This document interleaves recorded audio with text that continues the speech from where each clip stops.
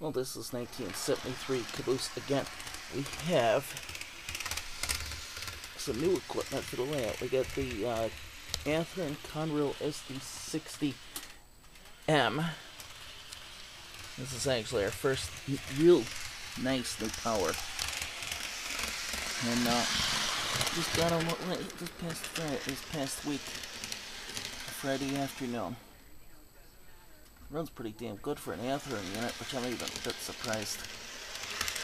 We don't use the Cadies, but we will be switching them over to horn hooks. We've got the 5544 and the 5518. And boy, she runs nicely. Even got working ditch lights.